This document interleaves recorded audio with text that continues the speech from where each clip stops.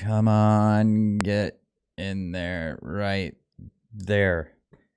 So this is a clip from a recent live stream that I did where I was talking about my getting into the keyboard hobby. So enjoy. Boys and girls, welcome in. Hey, tonight is a chill evening. Tonight is an evening of something very special to me, actually. This is a hobby that I've picked up in the most recent of times, and that is the customization of keyboards. I love keyboards. It's a thing that I can't explain. I can't explain it. I can explain it in great detail. Where do you start? So keyboards, I want to say, are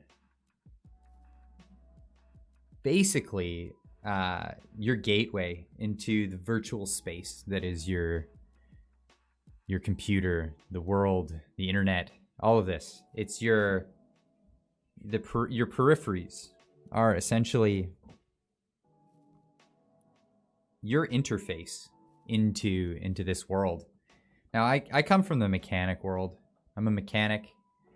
I work on cars, and when you work on cars as a hobbyist, you know, tools are the thing you try to acquire to get your hands on them. When you're a professional, just the hobbyist tools don't cut it. You need a better feel for things.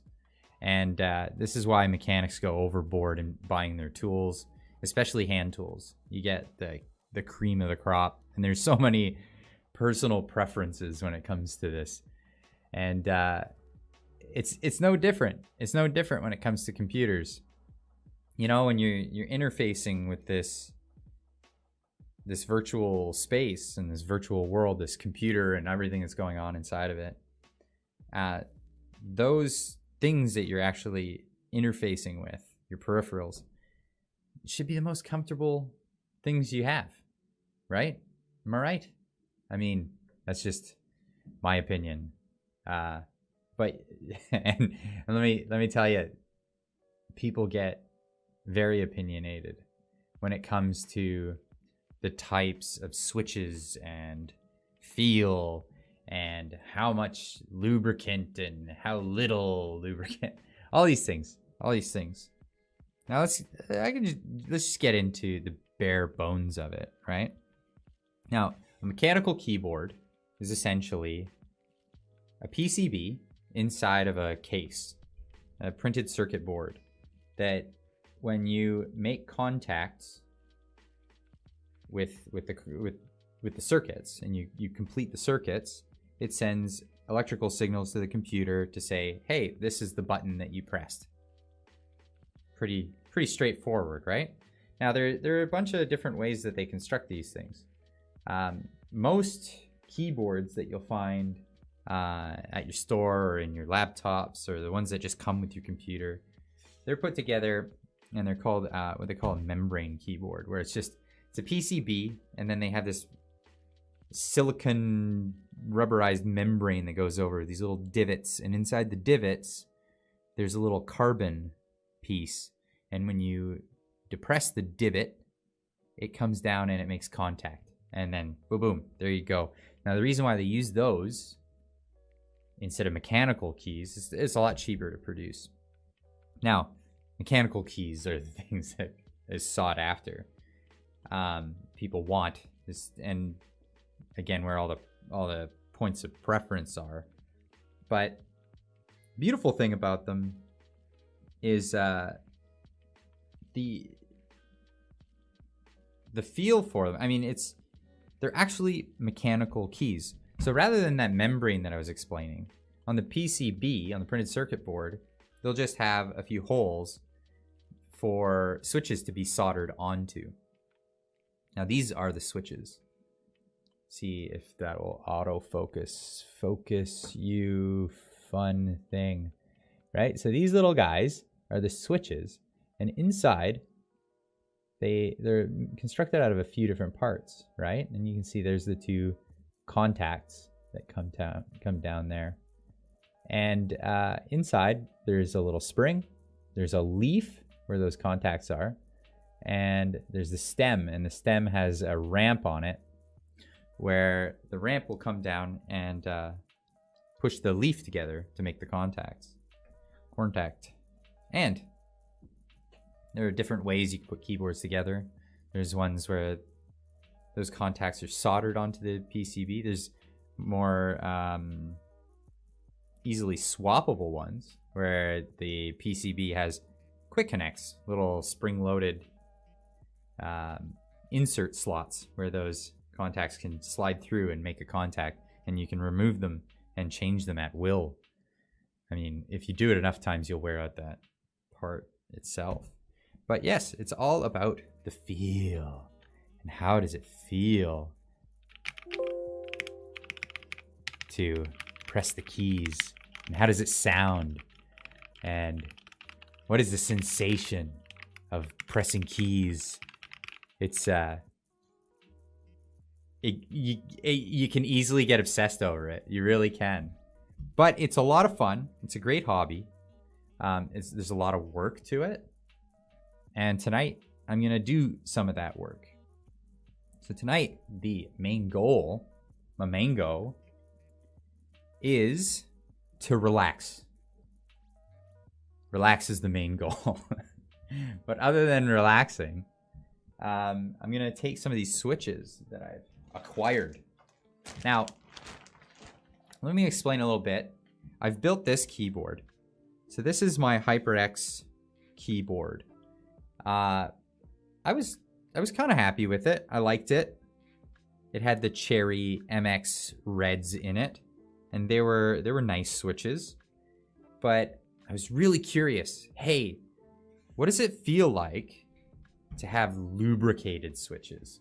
And I was really curious about that. So what I did was I bought a little tiny micro keyboard. Now I'm also happen to be into a game called OS, and we could get into that sometime if you'd like. OS, that game is amazing. But I have this little keyboard that I use for OS, and I'll just unplug it here. It's got some LEDs in it. Nice thing about this little keyboard is it's got two switches only. Well, two mechanical switches. It's got a few little momentary divot membrane switches. You looked a lot different 4 years ago. I did look a lot different. I gotta turn this down so it's not quite as loud.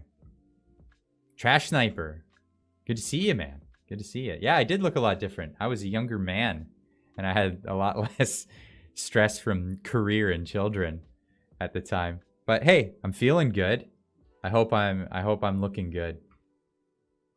But I was just explaining about how I've gotten myself into this hobby of mechanical keyboards and how amazing it is. So I got this little hobby keyboard it was for a game called OS, and it's a rhythm game where you use a stylus pen and 2 keys on your keyboard. But I wanted to try out the different types of switches and the different feels for all the different switches. And the really cool thing about this little unit here is that it's a hot swappable unit. So you can actually take the keys out and then swap them to whatever you want to try. Just pop them in like that. And Bob's your auntie. You're off to the races. You're pressing other switches. That's just the main concept there. So the cool thing was I got to try out a bunch of different feels for switches, and then that's when I went down the rabbit hole, and I'm like, oh man, let me see what else is out there. What other options are available for switches? And then I got into even more fine things like the springs in the switches and what it's like to have lubricated switches. And then that brought me to what I built here. Now, I built this with some Gateron blue, well, Gateron, not blue switches, but they're like robin's egg blue colored switches. And they're linear switches. And they came with 63 gram springs. And I got reading on springs. I dorked out on it, right? Because I know spring rates when it comes to cars. I know spring rates for like even aftermarket like 4x4s and lowered vehicles, stuff like that. So I was like, spring rate, that's right up my alley. What kind of spring rate can we get on a keyboard switch? And that's where I decided to really dive in. But before we get any too far into this. Osu is pretty fun. I remember telling you to play Centipede. Also nice keyboard. Wish I had a PC. Oh, dude. Osu is really fun. It's a great game. I got hooked on it. I'm like absolutely just... I'm worried about playing it on YouTube though. If I stream it here, I wonder if I'll get in trouble. I'd rather not get in trouble. So I'm going to do a bit more research on that. But yeah, I was explaining earlier, this is actually a Hyperx keyboard. I took it all apart and desoldered the switches. It was a big ordeal. A lot of work, but so worth it in the end, right? And I put these switches in. But getting into basically the keyboard hobby, where was I? That's it. There we go. So these are your main trio of switches right here, right? So you have your Cherry MX Blues, or the clicky switches, as they're known as, and this is the one that gets the bad rap from people in the keyboard world. They love to hate them. If you like clicky switches, that's fine. I liked clicky switches for some time. I grew out of it. I'm team linear now. Next up, you got the tactile switches right here. Your typical ones are the Cherry MX Browns. And those ones, on the ramps, there's a little tactile bump. Might be hard to see there. But on the ramp, where it's... I wonder if I can zoom up on that. Hold on. On the ramp right here. So this is what it's known. This is what you see as the ramp, right? There's a little bump. Now, what happens there is as you depress it, you gotta overcome that bump, and you feel it, and it gives you that sensation of like a boop before it goes all the way down and travels down. And now, the point of contact is just after the bump. So after the bump, this leaf will ride over and make contact with the other part of the leaf to be a key press, essentially. Now, linear switches like the Cherry MX Reds, those, they just have a straight ramp. So it's pretty much boop, boop. As soon as it passes a certain distance in travel, the key press is done. You're not going to feel exactly when the key press is, and this is why some people really, really prefer the tactiles, because they know, that's where the key press is. And then other people prefer the clicky ones, because that's an audible thing for, and you feel it. So the clicky ones, they also have the tactile feel to them, because you go over a kind of a little bit of a tactile bump before that jacket falls down, and that's what gives you the click sound. And then one that's not in here is the speed switches, and basically speed switches is the profile of the ramp is just in a different position, so it's a little bit further engaged already. So typically a Cherry MX Red switch is 4 millimeters of travel total. And after that 4 mils of travel, 2 mil of the travel is where the switch activation happens. That's when the contacts make contact, and they have 2 more mil of travel before you bottom out. And so when you get speed switches, I think it's like 1.4 mil or 1.2 mil before the actuation. So actuation just happens a lot higher on the switch. So I'm not a fan because I like to rest my fingers on the keys. So you get a lot of accidental key presses. That's just a thing that happens with those ones. A lot of people like those for gaming because it's faster response. Bah, bah, bah. Boom, you got it in there. But yeah, it's all a preference game. If anyone tells you, if you like blues and somebody tells you can't have blues, tell them to get lost. I mean, that's just how it is. I'm going to end that one here just for the length of the video. But if you guys like what you see and you want to see more videos like this, leave a comment in the comment section down below.